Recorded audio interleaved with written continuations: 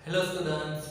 आज हम फिजिक्स में 11 का fourth chapter motion in a plane start करने जा रहे हैं। इससे पहले हमने जो पढ़ा था वो motion in a straight line था। अब motion in a straight line में हमने जो पढ़ा था तो वो क्या था, स्ट्रेट लाइन मोशन। उसका मतलब क्या होगा कि either you can go in right side or left side, or in another case you can go upward or downwards। तो होता क्या था कि वहां पर हम जब मोशन की बात करते थे तो एक को हम पॉजिटिव और दूसरे को नेगेटिव ले लेते थे। बट अब जब हम मोशन इन अ प्लेन की बात करेंगे तो वहां पर क्या होगा कि हमको जो भी हमारी मोशन हो रही होगी उसमें पर्टिकुलर डायरेक्शन बतानी पड़ेगी। यहाँ पर तो क्या था, सिर्फ वन डायरेक्शन था तो पॉजिटिव या नेगेटिव ले लेते थे। बट अब हमको क्या करना पड़ेगा कि मोशन इन अ प्लेन, तो यहाँ पर हमको प्रॉपर डायरेक्शन बतानी पड़ेगी कि कौन से डायरेक्शन में जा रहा है। ठीक है, तो होता क्या है कि उसके लिए हमको वेक्टर की जरूरत पड़ती है। तो अब सबको पता ही होगा कि जो क्वांटिटी होती है तो वो दो टाइप की होती है, एक वेक्टर और एक स्केलर। तो वेक्टर और स्केलर में डिफरेंस क्या होगा? तो यहाँ पर क्या होगा कि कोई भी क्वांटिटी होती है तो उसका मैग्नीट्यूड तो होता ही है प्लस डायरेक्शन, जबकि स्केलर में क्या होगा, ओनली मैग्नीट्यूड होगा। तो वेक्टर जो है उसका मैग्नीट्यूड प्लस डायरेक्शन उसमें होगा, स्केलर में ओनली मैग्नीट्यूड ही होगा, जो भी क्वांटिटी होती है। अब एग्जांपल देखो कि फोर्स, यहाँ पर कोई बॉक्स रखा है, ये बॉक्स पर बोला गया है कि 5 न्यूटन का फोर्स लग रहा है। तो 5 न्यूटन का फोर्स लगने से ये बॉक्स के ऊपर कुछ ना कुछ तो इफेक्ट होगी, पर वो क्या इफेक्ट होगी वो हमको पता नहीं चलेगी। क्यों नहीं चलेगी? क्योंकि आप देखो तो जो फोर्स लग रहा है वो कौन सी डायरेक्शन में लग रहा है वो हमको पता नहीं है। तो 5 न्यूटन लगने से ये राइट साइड पर जा रहा है, लेफ्ट साइड पर जा रहा है, नीचे दब रहा है, ऊपर उठ रहा है, वो हमको पता नहीं चलेगा ना ओनली 5 न्यूटन कहने से। तो यहाँ पर हमको क्या होगा कि 5 न्यूटन इस तरीके से हमको उसको डायरेक्शन देनी पड़ेगी, तब जाके क्या होगा कि हमको इसका पूरा इंफॉर्मेशन मिलेगा। जबकि अगर हम स्केलर क्वांटिटी की बात करें तो आपको पूछा है कि कितना टाइम है। अभी देखो तो मैं 5:30 बजे ये वीडियो बना रहा हूँ, तो यहाँ पर आपको टाइम पूछा तो 5:30 PM, तो ये क्या हो जाएगा, टाइम हो गया। तो यहाँ पर आप ऐसा थोड़ी बोल सकते हैं कि जो टाइम है लेफ्ट साइड पर 5:30 है, ठीक है। या फिर आपको ऐसा पूछा जाए कि आपका टेम्परेचर कितना है, तो 37 डिग्री सेल्सियस। तो होता क्या है कि आप 37 बोल रहे हो पर उसके साथ कोई डायरेक्शन थोड़ी बोल रहे हो, है ना। तो ये होता है आपका स्केलर क्वांटिटी। जबकि वेक्टर क्वांटिटी में आपको जो क्वांटिटी होती है उसके मैग्नीट्यूड के साथ डायरेक्शन की भी जरूरत पड़ती है। यहाँ पर आप दूसरा देखो तो वेलोसिटी हो जाएगा, वो भी क्या होगा, डायरेक्शन की जरूरत पड़ेगी। वेलोसिटी किसके ऊपर से आ रही है, तो डिस्प्लेसमेंट के ऊपर से, तो वो भी हो जाएगा स्केलर क्वांटिटी। फिर देखो तो एक्सेलरेशन की हम बात करेंगे, तो ऐसे बहुत सी क्वांटिटी होती है जिसमें हमको डायरेक्शन की जरूरत पड़ती है, तो वो सब वेक्टर में आएगी। स्केलर में देखो तो ये क्या हो गया, टाइम हो गया, टेम्परेचर हो गया, मास की बात करें हम, ठीक है। तो अगर आप कुछ बाजार में लेने जाते हो गेहूं, ठीक है, खान लेने जाते हो, तो क्या होता है कि आप बोलते हो कि मेरे को 5 किलो खान चाहिए, ठीक है। बट ऐसा थोड़ी बोलते हो कि मेरे को 5 किलो खान राइट साइड पर चाहिए, नहीं, ठीक है। तो ये क्या हो जाता है कि मास स्केलर क्वांटिटी है, ये वेक्टर क्वांटिटी है।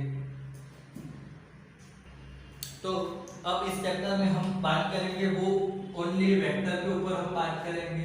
तो सबसे पहले देखो तो हम वेक्टर को डिनोट कैसे करेंगे। तो वेक्टर को हम डिनोट ये इसी तरीके से वेक्टर को डिनोट करते हैं, ठीक है। इधर कुछ बता नहीं रहा हूँ, ये इसी वेक्टर का सिंबल है। अब इसमें क्या होगा कि ये जो आगे वाला पार्ट है उसको बोलते हैं हेड, और पीछे वाला जो है उसको बोलते हैं टेल। तो इस तरीके से क्या होगा कि वेक्टर को डिनोट करते हैं। अब कोई क्वांटिटी है a, तो a इक्वल टू 4 यूनिट लिखा है आपने, तो इसका मतलब क्या होगा कि ये सिर्फ क्वांटिटी का मैग्नीट्यूड बता रहा है। बट a के ऊपर आप इस तरीके से एरो कर दोगे तो वो वेक्टर हो जाएगा। तो वहां पर आप 4 यूनिट लिखोगे तो ये रॉन्ग हो जाएगा। 4 यूनिट के साथ आपको यहाँ पर डायरेक्शन भी बतानी पड़ेगी तो वो डायरेक्शन आपको भी मतलब जो होगी इस साइड पर, तो इस तरीके से डायरेक्शन बतानी रहेगी।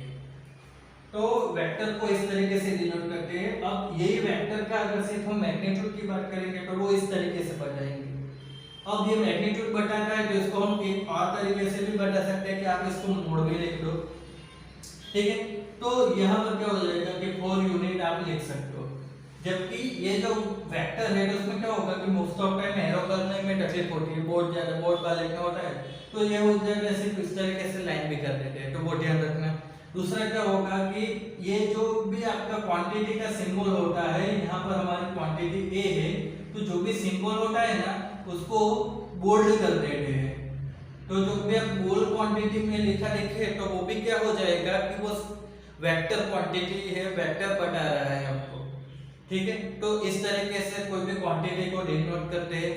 फिर आएगा type of vector, type of vector, तो बहुत सारे टाइप आते हैं। पहला हम देखते हैं इक्वल वेक्टर।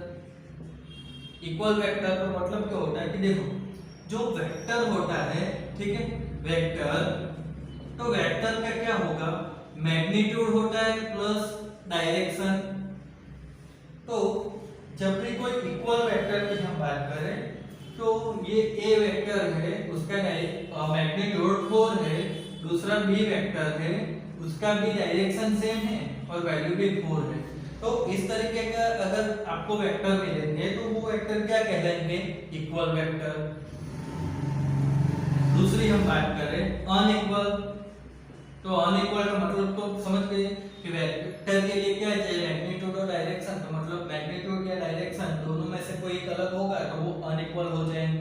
ये भाई ये 4 ए वेक्टर है इस डायरेक्शन में, दूसरा ये डायरेक्शन में है बी वेक्टर, तो ये अनइक्वल वेक्टर हो गए।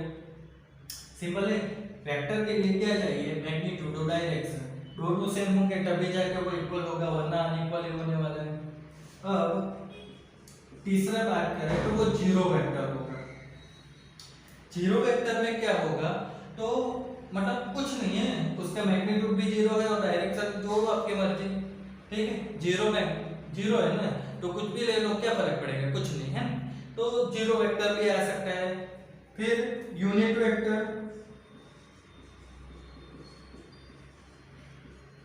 यूनिट वेक्टर को एन कैप से डिनोट करते हैं। अब ये यूनिट वेक्टर क्या होता है, तो एक्चुअली वेक्टर को उसके मैग्नीट्यूड से आप डिवाइड कर दो तो यूनिट वेक्टर मिलता है, उसको हम एन कैप से डिनोट करते हैं। तो यहाँ पर क्या होगा, उसकी वैल्यू 1 आती है और उसके साथ एक डायरेक्शन रहती है।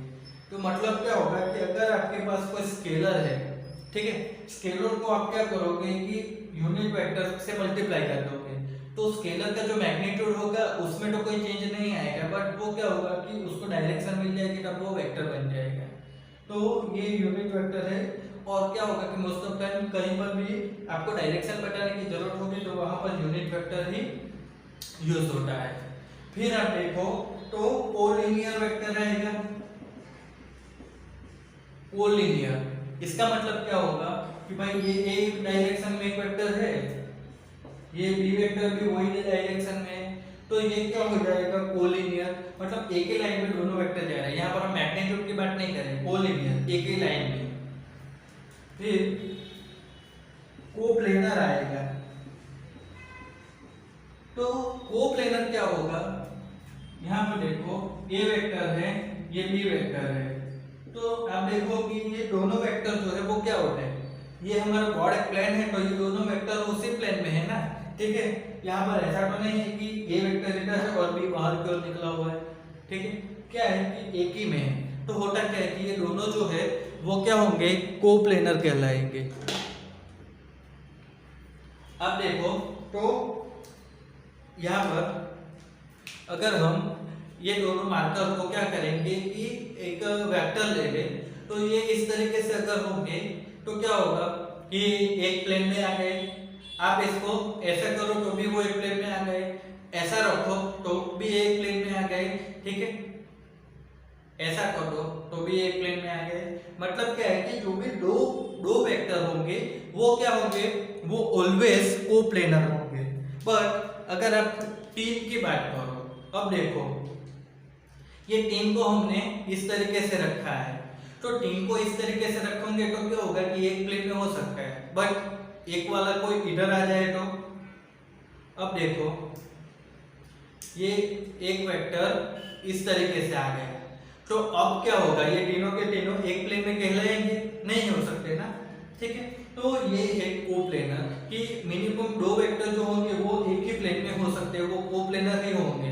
बट तीन आ जाए उससे ज्यादा वेक्टर आएंगे तो वो कोप्लेनर हो सकते हैं, नहीं भी हो सकते, इस तरीके से होगा। ये दो वेक्टर तो कोप्लेनर है बट ये तीसरा वाला नहीं है।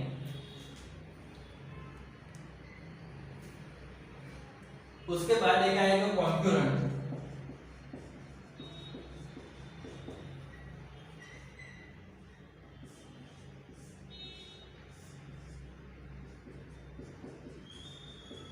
कॉन्करेंट क्या होगा, तो कोई एक पॉइंट के ऊपर ही सारे के सारे वेक्टर जमा हो रहे हैं, मतलब एक ही पॉइंट के ऊपर सारे के सारे वेक्टर आ रहे हैं, तो ये जो होगा उस टाइप के वेक्टर को हम बोलेंगे कॉन्करेंट वेक्टर।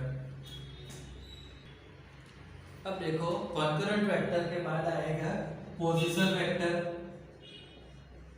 तो पोजीशन वेक्टर में क्या होगा कि सपोज ये कोई आपका पॉइंट P है, तो हम उसको कार्टेशियन सिस्टम में क्या करेंगे कि ओरिजिन से उसका डिस्टेंस हम लेकर वो r1 ले लेंगे, तो ये जो r1 होगा वो P का पोजीशन वेक्टर कहलाएगा।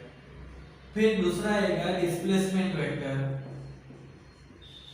तो डिस्प्लेसमेंट क्या होगा कि जब कोई पार्टिकल डिस्प्लेसमेंट कर रहा होगा, ठीक है, डिस्प्लेसमेंट है तो डिस्प्लेसमेंट तो करवाना ही पड़ेगा, तो जीरो टाइम पर पार्टिकल P पॉइंट पर है और फिर P डैश पॉइंट पर चला जाता है, तो P का आप पोजीशन वेक्टर ले लो r1, P डैश का ले लो r2, तो यहाँ पर आप देखो तो ये P से P डैश पर जाता है, तो हमको क्या मिलेगा r2 माइनस r1 करने से, तो ये जो r2 माइनस r1 जो होगा, ठीक है, ये r2 माइनस r1 ये डिस्प्लेसमेंट वेक्टर कहलाता है। इसको आप r21 या r12 ले लो। तो यहाँ पर देखो एक चीज बहुत ही कॉम्प्लिकेटेड है, कुछ बुक में क्या दिया जाता है r21 जो है r2 माइनस r1 उसको r21 लिखा है, किसी में r12 भी लिखा है, तो इस पे झंझट में पढ़ने का ही नहीं। आप देखो यहाँ पर डिस्प्लेसमेंट है, तो डिस्प्लेसमेंट हमने क्या पढ़ा था, फाइनल पोजीशन माइनस इनिशियल, तो यहाँ पर ये फाइनल है ये इनिशियल है, तो r2 माइनस r1 डिस्प्लेसमेंट होगा, ठीक है। r21 r12 में पढ़ना ही नहीं है, इतना लंबा जाने का ही, तो ये क्या हो जाएगा डिस्प्लेसमेंट वेक्टर। फिर देखो पैरेलल शिफ्ट। पैरेलल शिफ्ट क्या होगा, तो अब देखो कि ये एक वेक्टर है a, अब इसको ऐसे इट रख के आप उसको कोई दूसरी जगह पे पैरेलली शिफ्ट कर दो, तो ये हो जाएगा, आप इसको इधर ले जाओ यहाँ पर a, तो ये आप कर सकते हो पैरेलल शिफ्ट, इसमें कोई चेंज नहीं आ सकता, ये आपको अलाउ करता है वेक्टर में कि आप ए वेक्टर को इधर भी रख सकते हो, ये पैरेलल शिफ्ट हो गया। फिर जो आता है वो इंपॉर्टेंट है एंगल बिटवीन वेक्टर। दो वेक्टर के बीच का जो एंगल होता है ना, वो बहुत ही इंपॉर्टेंट टॉपिक है, वो मेजर करना भी आपको अच्छे से आना चाहिए। उसमें भी क्या होगा कि बहुत से लोग कंफ्यूज हो जाते हैं या गलत एंगल ले लेते हैं। अब देखो कि एंगल बिटवीन टू वेक्टर की हम बात करें, तो यहाँ पर ए वेक्टर है, यहाँ पर बी वेक्टर है। अब आपको पूछा जाए कि ए और बी के बीच का एंगल, तो आप कोई ऐसा कर दोगे तो ये एंगल हो जाएगा 180, तो ये आपका आंसर हो जाएगा रॉन्ग।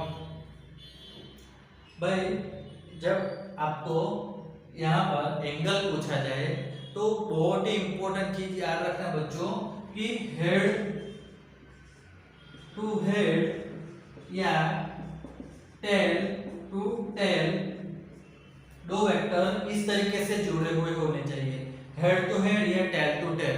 तो यहाँ पर आप देखोगे तो ये क्या होगा, हेड टेल जुड़े हुए हैं, तो ये गलत हो जाएगा, इन दोनों के बीच का एंगल इस तरीके से मेजर नहीं कर पाओगे। इन दोनों के बीच का जो एंगल होगा वो क्या होगा, ये बी वेक्टर आ गया और ये वेक्टर भी उसी के ऊपर हो जाएगा, तो ये एंगल एक्चुअली 0 आएगा, क्योंकि आप देखो तो ये tail to tail head to head जुड़े हुए हैं। आप कोई दूसरा एंगल ले लो, सपोज ए वेक्टर है और ये बी वेक्टर है, तो इन दोनों के बीच का एंगल आप देखोगे तो ये 60 बोल्ट होगे, तो ये अब राइट है। क्यों? क्योंकि दोनों हेड से हेड जुड़े हुए हैं, तो ये एंगल क्या हो जाएगा, राइट है, हेड टू हेड जुड़े हुए 60 एंगल। अब देखो ये कोई बी वेक्टर है, ठीक है, ये ए वेक्टर है और दोनों के बीच का एंगल लेते हैं हम 70। तो अब क्या होगा, ये दोनों के बीच का एंगल राइट होगा? नहीं होगा, ये हेड और दूसरा टेल से जुड़ा हुआ है। तो इस केस में क्या होगा कि हमको इसमें भी क्या करना पड़ेगा, दोनों को हेड से हेड या टेल से टेल जुड़वाना पड़ेगा। तो हम क्या करते हैं कि ए वेक्टर को पीछे ले जाते हैं। अब ए वेक्टर इस तरीके से हो जाएगा, तो अब क्या करना होगा कि दोनों के बीच का एंगल तो ये वाला बनेगा, तो ये एंगल टोटल कितना हो जाएगा, तो आप देखो ये 70 है, टोटल 180 है, तो ये वाला हो जाएगा 110 एंगल।